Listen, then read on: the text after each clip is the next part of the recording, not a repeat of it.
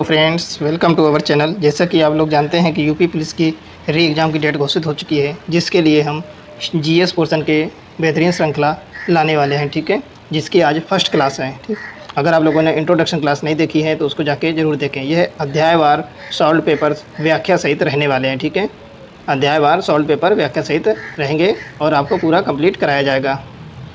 जो विषय सूची है वो इस प्रकार से रहेगी, आपको इस क्रम में कंप्लीट कराया जाएगा। सामान्य अध्ययन भाग ए और भारतीय संविधान एवं राज्य व्यवस्था भाग बी, यह कंप्लीट कराया जाएगा आपको पूरी तरीके से। और मूल विधि जो है भाग सी में, तो यह भी पूरा कंटेंट आपको कराया जाएगा। ठीक है फ्रेंड्स, तो अगर आप लोग चैनल पर नए हैं तो चैनल को सब्सक्राइब करें और वीडियो में लास्ट तक जरूर बने रहें। ठीक है, यह पूरा कंटेंट इस तरीके का रहेगा और आपको कवर कराया जाएगा। तो चलिए शुरू करते हैं आज की क्लास। आज का टॉपिक रहेगा सामान्य विज्ञान से रिलेटेड आपका टॉपिक रहेगा और इससे रिलेटेड हम लोग क्वेश्चंस करने वाले हैं। ठीक है, चलिए आज की जो हमारी क्लास रहेगी उसमें भौतिक विज्ञान से रिलेटेड हम लोग क्वेश्चंस देखेंगे जो प्रीवियस ईयर यूपी पुलिस में पूछे गए हैं। ठीक है, प्रीवियस एग्जामों में यूपी पुलिस में पूछे गए हैं, देख सकते हैं।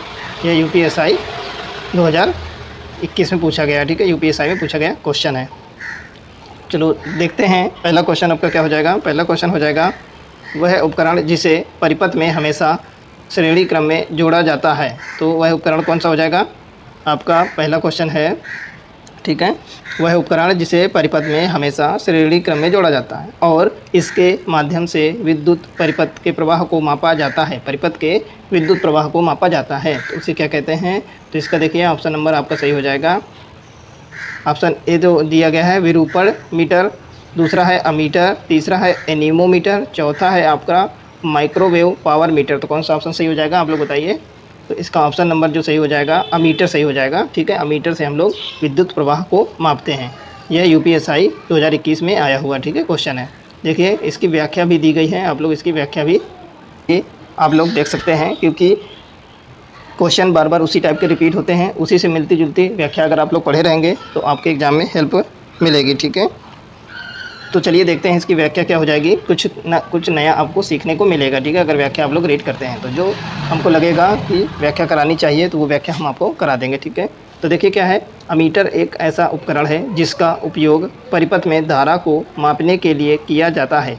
यह आमतौर पर एक परिपथ में श्रेणी में जुड़ा होता है, श्रेणी क्रम में जुड़ा होता है।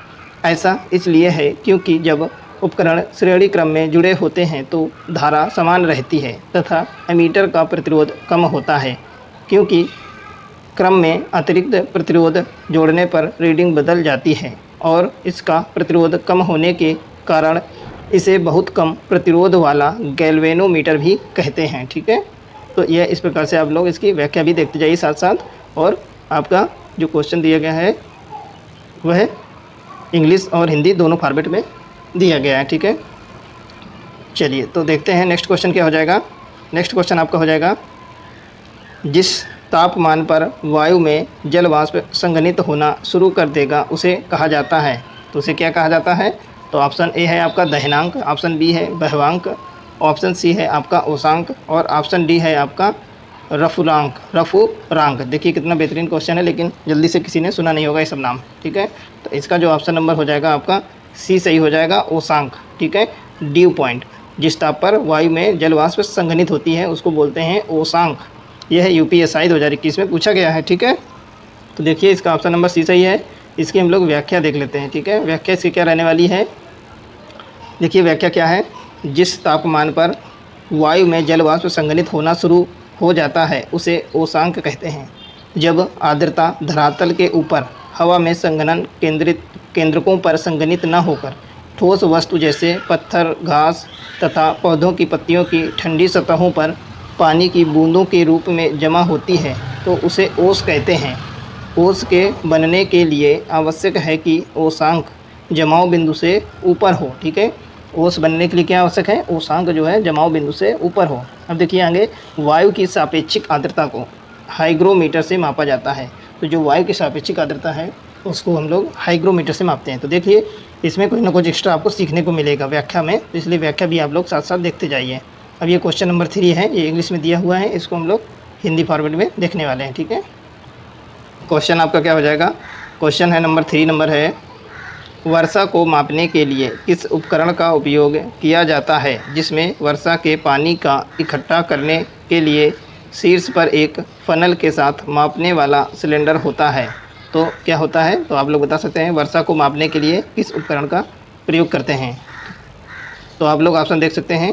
तो ऑप्शन ए है आपका रेन गेज, ऑप्शन बी है आपका पायरोमीटर, ऑप्शन सी है रेन मीटर, ऑप्शन डी है आपका एनीमोमीटर। यह भी यूपीएसआई में पूछा गया है ऑलरेडी। आपका आंसर देंगे कि वर्षा को मापने के लिए किस उपकरण का उपयोग करते हैं, तो यह ऑप्शन इसका सही हो जाएगा आपका ए, रेन गेज। ठीक है, रेन गेज का उपयोग करते हैं वर्षा को मापने के लिए। ठीक है, चलिए ये भी यूपीएसआई में पूछा गया है। देखते हैं इसकी व्याख्या क्या रहने वाली है।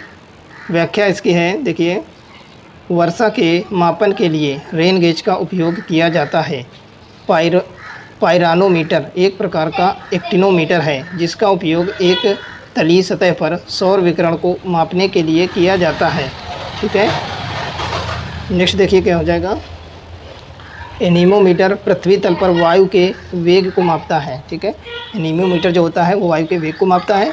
पायरानोमीटर एक प्रकार का एक्टिनोमीटर है जिसका उपयोग तलीय सतह पर सौर विकिरण को मापने के लिए किया जाता है। ठीक है, जबकि वर्षा के मापन के लिए रेन गेज का उपयोग किया जाता है। तो देखिए हर ऑप्शन के बारे में भी बता दिया गया है, जो बाकी के भी ऑप्शन दिए गए हैं उनके बारे में भी व्याख्या में दिया गया है ताकि आपके दूसरे भी क्वेश्चन ईजिली हो जाएं। ठीक है, नेक्स्ट देखिए क्या हो जाएगा। आपका क्वेश्चन है नंबर 4, एक प्रकाश वर्ष क्या मापता है? तो यह प्रकाश वर्ष क्या मापता है, यह भी यूपीएसआई में आपका पूछा गया है।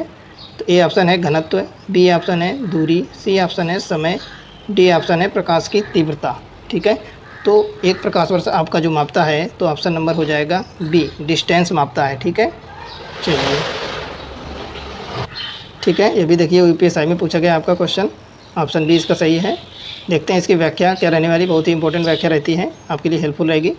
देखिए, अंतर्राष्ट्रीय खगोलीय संघ के अनुसार एक प्रकाश वर्ष वह दूरी है जो प्रकाश अपने निर्वात में एक वर्ष में पूरा कर लेता है। ठीक है, जो प्रकाश जो होता है निर्वात में एक वर्ष में पूरा कर लेता है वह होता है एक प्रकाश वर्ष।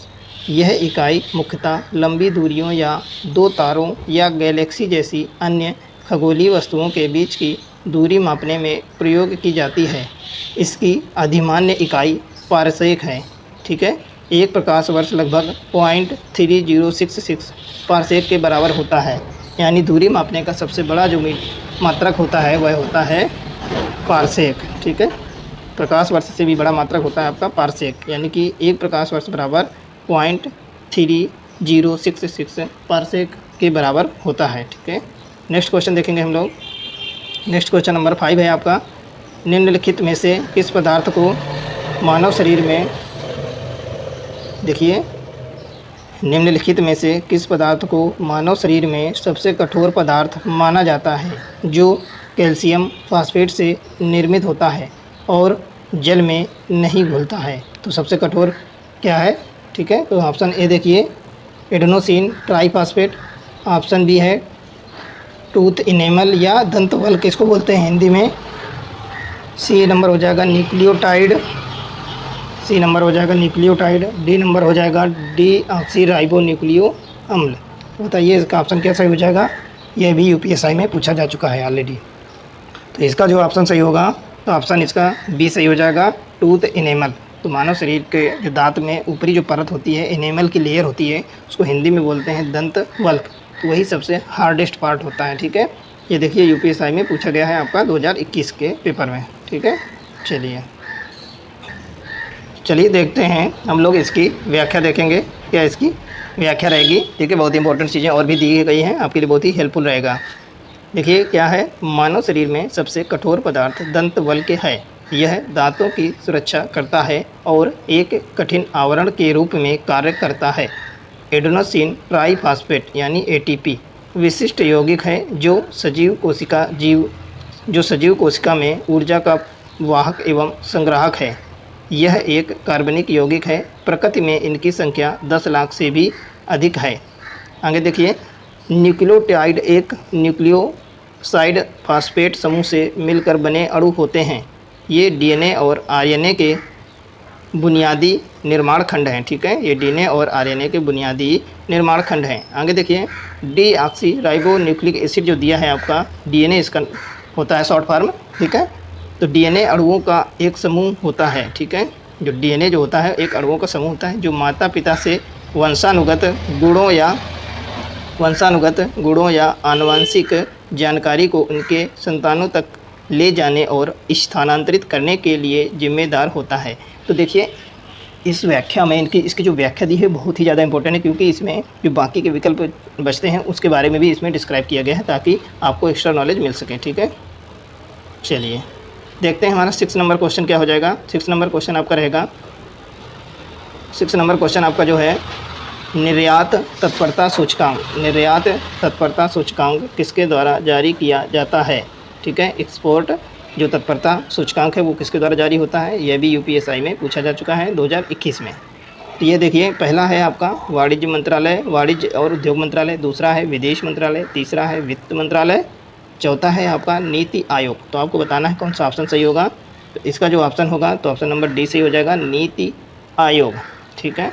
नीति आयोग इसका सही होगा, क्योंकि नीति आयोग है जो निर्यात तत्परता सूचकांक जारी करता है, ठीक है। नेक्स्ट देखिए इसकी व्याख्या भी दी गई है, बहुत ही बेहतरीन व्याख्या है, आप लोग देख सकते हैं। निर्यात तत्परता सूचकांक नीति आयोग द्वारा जारी किया जाता है।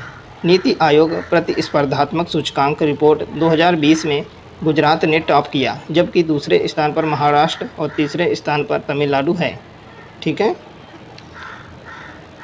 ईपीआई यानी एक्सपोर्ट, इसका फुल फॉर्म क्या होगा, ईपीआई का एक्सपोर्ट प्रिपरेशनरीज, ठीक है, इंडेक्स में 4 स्तंभ है। कौन कौन से स्तंभ हैं, स्तंभ कौन कौन से हैं ईपीआई में। तो इसमें नीति, व्यवसाय परितंत्र, तीसरा है निर्यात परितंत्र और चौथा है निर्यात निष्पादन। ये 4 स्तंभ हैं, ठीक है। इसमें इन्हीं को बेस मान के ये निर्धारित किया जाता है, ठीक है, सूचकांक जो। तो देखिए वर्तमान समय नीति आयोग के अध्यक्ष नरेंद्र मोदी हैं तथा उपाध्यक्ष सुमन बेरी हैं, ठीक है। नीति आयोग का जो अध्यक्ष होता है वो प्रधानमंत्री होते हैं, ठीक है। नंबर क्वेश्चन हम लोग देखेंगे। 7 नंबर क्वेश्चन क्या कह रहा है, ठीक है। 7 नंबर क्वेश्चन कह रहा है द्रव या गैस में निलंबित छोटे कणों की टेढ़ी मेढ़ी जिग-जैग गतिविधि को कहा जाता है। तो क्या कहते हैं, जिग-जैग जो गति होती है उनकी। तो पहला है विसरण, दूसरा परासरण, तीसरा है ब्राउनी गति, चौथा हो जाएगा संपीड्यता। तो बताइए जो निलंबित छोटे छोटे कणों की टेढ़ी मेढ़ी गति यानी जिग-जैग जो गतिविधि होती है उसको क्या कहते हैं, ठीक है।